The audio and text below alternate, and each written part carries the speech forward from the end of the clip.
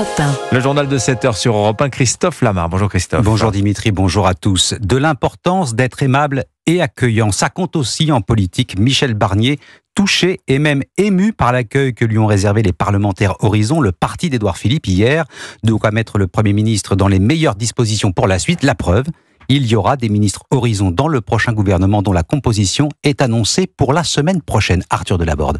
Pour la première fois, Michel Barnier donne une échéance précise. J'ai rencontré la plupart des présidents de groupe. Je continue et je viens visiter les députés, les sénateurs, les écouter aussi.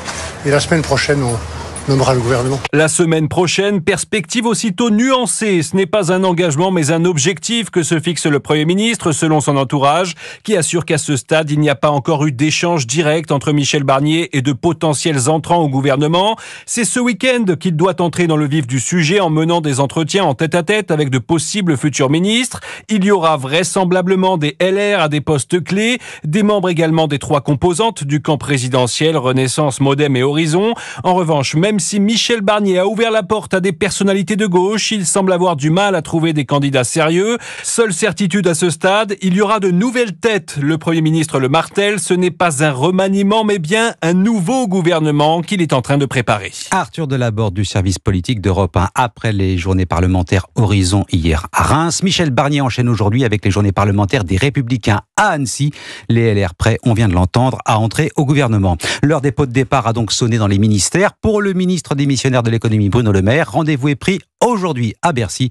Discours de remerciement est-il écrit sur le carton d'invitation. Édouard Philippe hier avec Michel Barnier et aujourd'hui avec Emmanuel Macron au Havre. Retrouvailles avec le chef de l'État à l'occasion des commémorations du 80e anniversaire de la libération de la ville par les Alliés. Voilà pour l'actualité politique. La justice maintenant, elle a donc tranché. Le motard responsable de la mort de Camilla reste en liberté sous contrôle judiciaire. Décision de la chambre d'instruction de la cour d'appel d'Aix-en-Provence. Nous verrons avec le correspondant d'Europe 1 sur place les raisons qui ont poussé les magistrats à le laisser libre. L'annonce en tout cas a provoqué la colère et l'incompréhension du père de Camilla.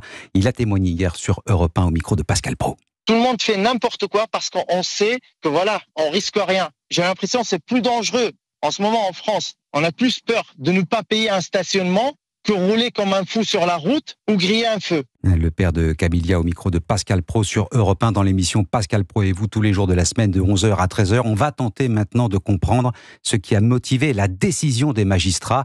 Le correspondant d'Europe 1 dans le Sud-Est, Frédéric Michel, a pu assister au débat compte rendu d'audience. Frédéric Michel. Contrairement aux réquisitions de l'avocat général, la Chambre de l'instruction estime qu'il n'y a pas de risque de récidive si la Cour ne peut que constater le trouble à l'ordre public. Elle précise que cela ne peut conduire au placement en détention provisoire. En matière correctionnelle, la loi a en effet changé il y a quelques années. Les magistrats de la Chambre de l'instruction de la Cour d'appel d'Aix-en-Provence jugent à ce stade le contrôle judiciaire suffisant. Ce maintien en liberté ne signifie pas que Matteo échappe à toute sanction.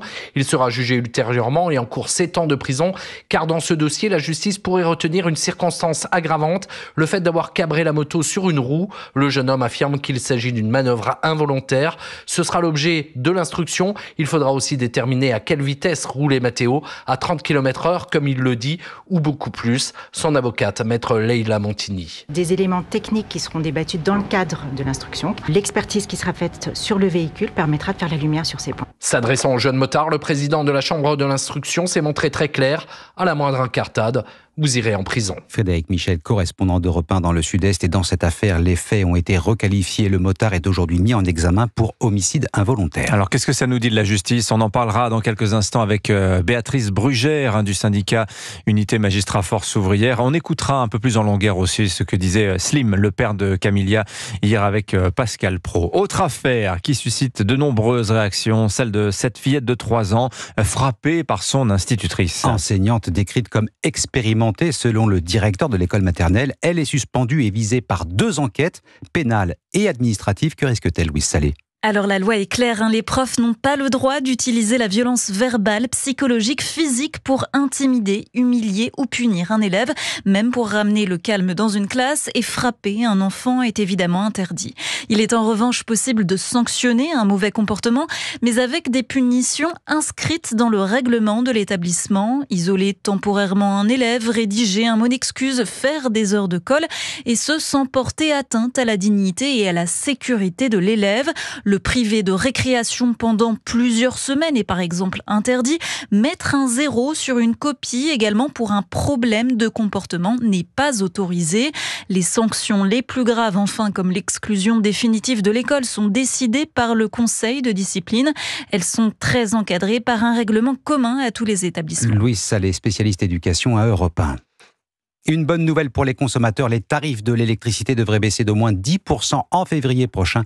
C'est ce qu'anticipe la présidente de la Commission de régulation de l'énergie.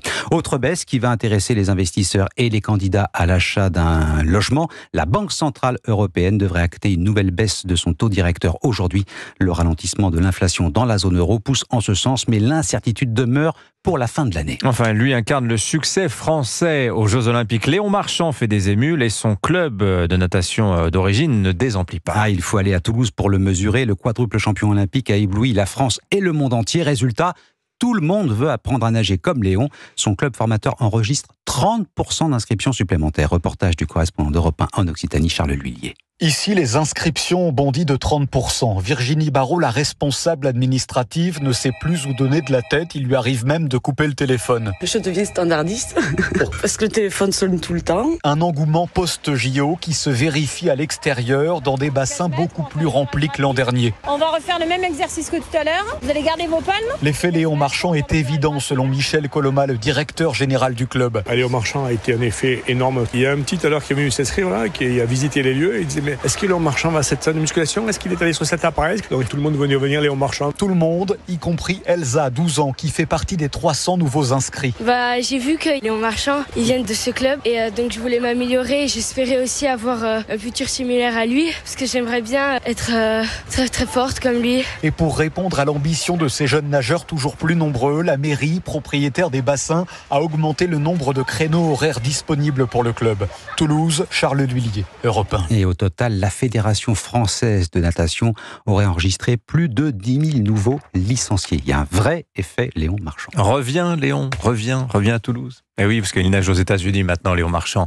Merci beaucoup Christophe Lamar, c'était votre journal. Il est 7h08 sur Europe 1 à suivre l'édito Écho. Mais que pèsent les riches en France? Attention, les très riches, les 500 plus grosses fortunes du pays. Bruno Le Maire, à l'Assemblée nationale en début de semaine, s'est laissé à dire qu'il représentait près de la moitié de la richesse nationale. Sous-entendu, c'est là qu'elle magot pour augmenter les impôts.